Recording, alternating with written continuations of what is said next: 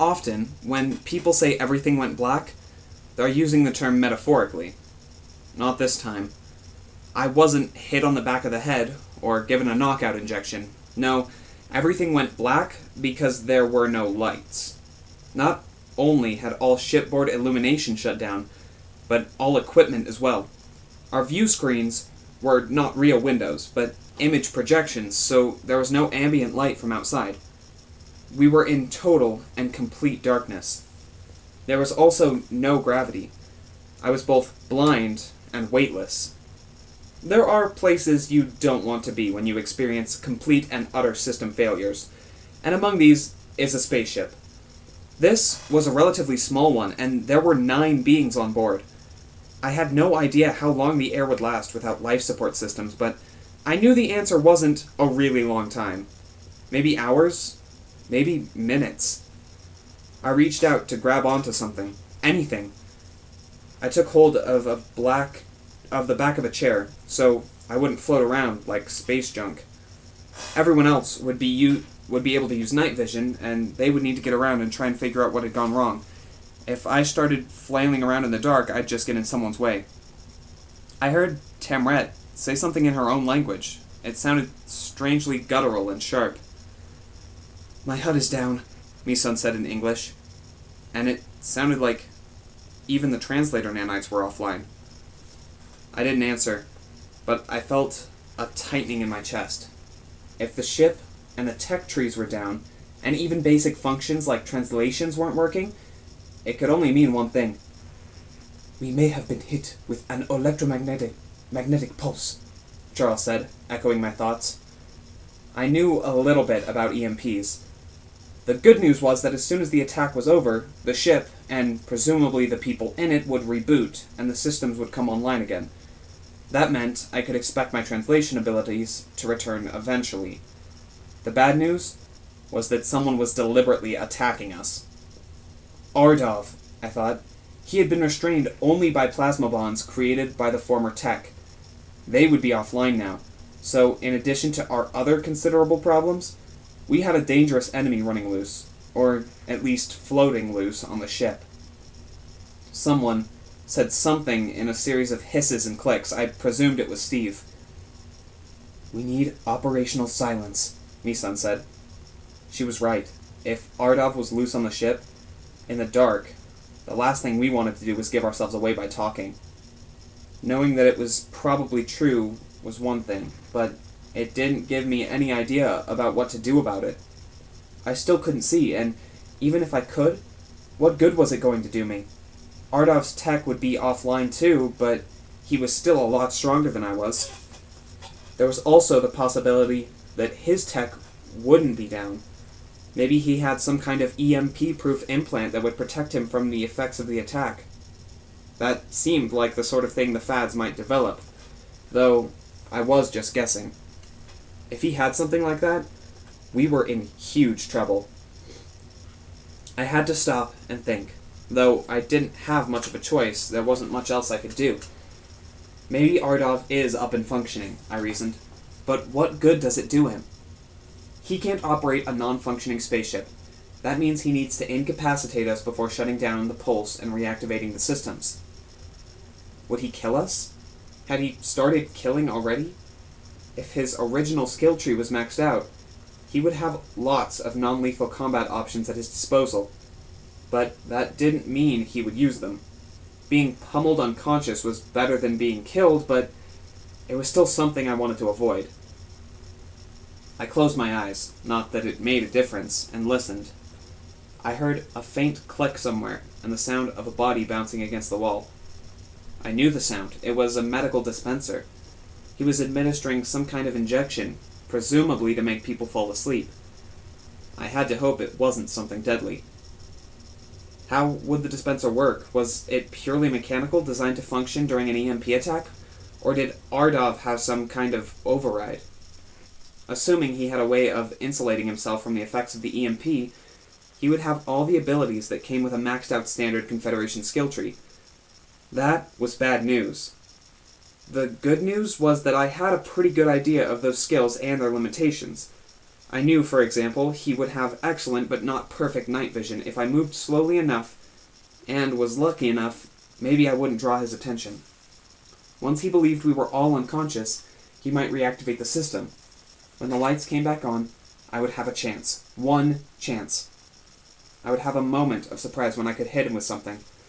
There were PPB pistols on board, and while one shot wouldn't take Ardov out, it would slow him down long enough for me to shoot him as many times as it took. I had to find a weapon. The one place I was sure I could get one was in the emergency weapons locker on the escape pod. It was also the best place to hide so Ardov wouldn't find me. I knew where the pod was relative to my current position, but once I started moving, I would lose all sense of direction. On the other hand, I could push myself off and float. I would look no different from an unconscious person. The only way he would be able to tell is if someone was conscious would be by watching their movements or listening to their breathing.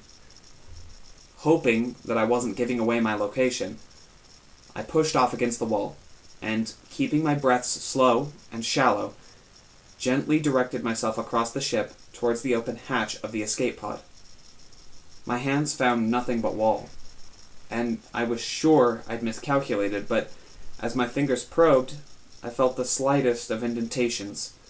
Then, moving further in that direction, I hit empty space. This was it. It had to be. I grabbed what I believed had to be the door jamb of the escape pod area and twisted my body so I would swing back in the other direction. Once I'd completed the arc, I let go and drifted back until a few seconds later I bounced gently off the bulkhead. I now knew I was in the right place. There was nothing to do but probe along the walls until I found the emergency weapons locker. I began doing this, working my way slowly from one end of the spherical space to the other. It was tedious work, but there was nothing to be gained by rushing.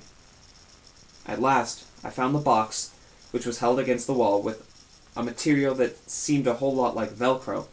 I assumed to keep it in place during weightless incidents. Fortunately, it had no electronic components.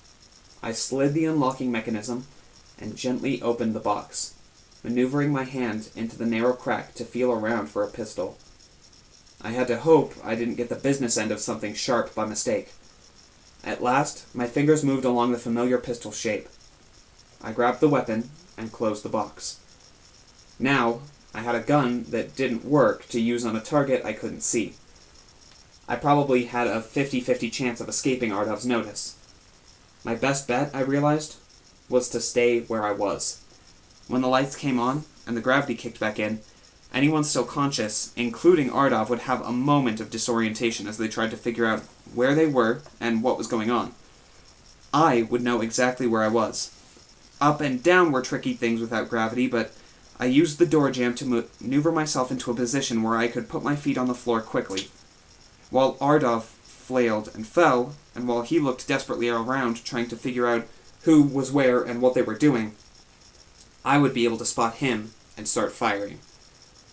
I didn't know if his skill tree would be up and running as quickly as the rest of the ship's systems, but I had to assume the revival would be instantaneous.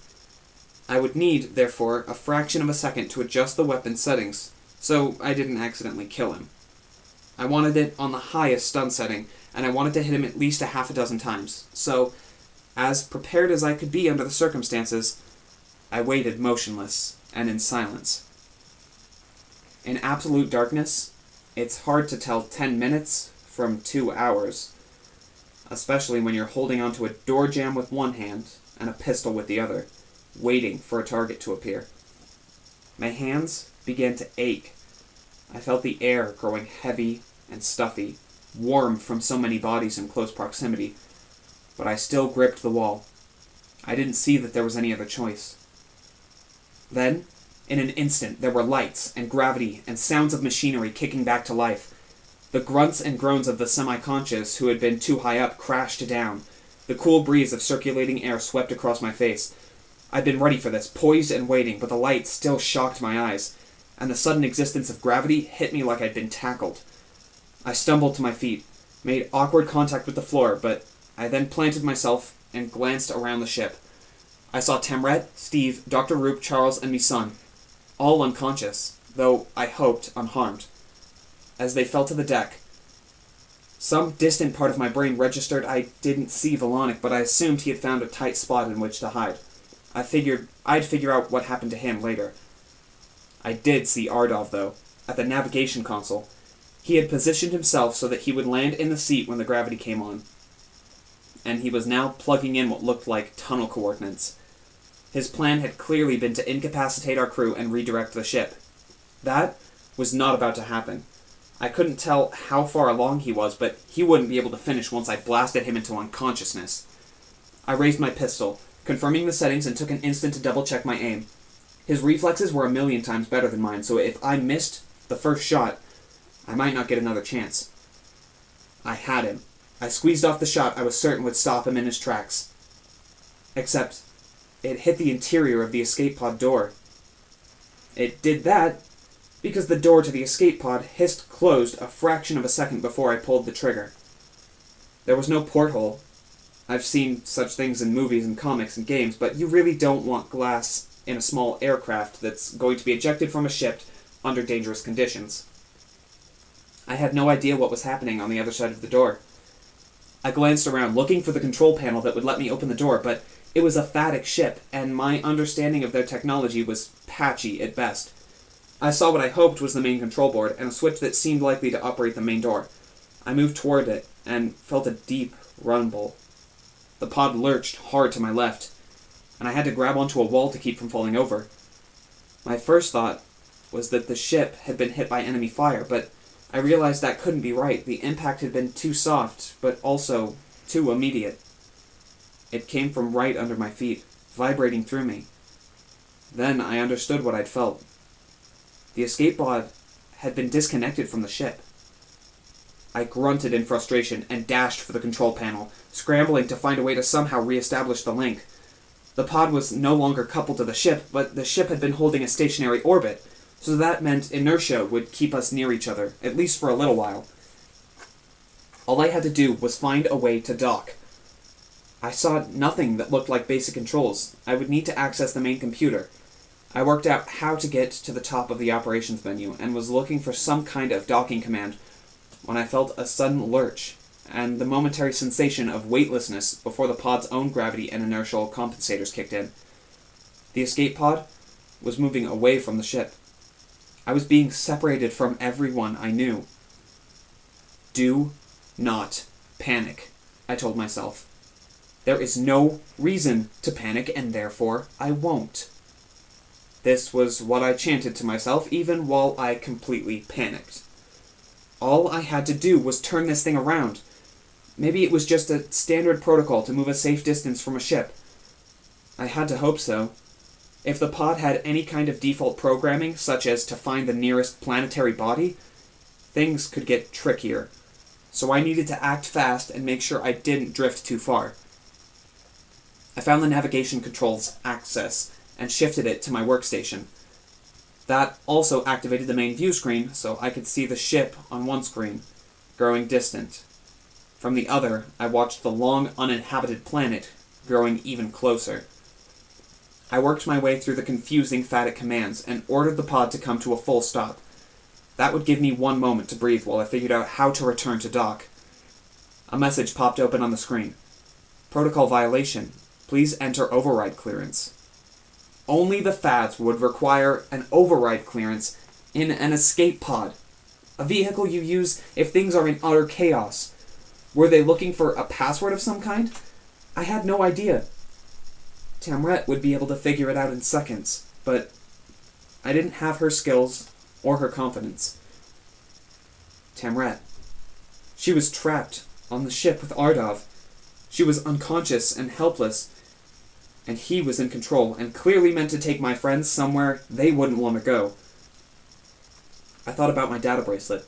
I could try contacting her, but taking the time to do so would mean less time to crack my own control problems. If Tamret was conscious, I might distract her from any life or death struggle in which she might be involved. If not, I'd be wasting my time. I had to take the chance. Tamret would probably be able to remotely patch into the pod's security system and override the programming. If I didn't act soon, I would enter the atmosphere and be trapped on an abandoned planet. I knew there was no intelligent life down there, but I had no way of knowing what kind of dangerous creatures might prowl the surface. I didn't know what my food or water options would be there. The time for delay was over. I keyed my data bracelet to contact Timret and waited the second I would have expected her to respond if she could. Nothing. Then, I heard her voice, her tone breathless and urgent, like she was mid-struggle. "Zeke, where are you? I need help." Then the translation cut off. There was a flash of light, and the ship vanished into a momentary rip in space. They had tunneled out of the system.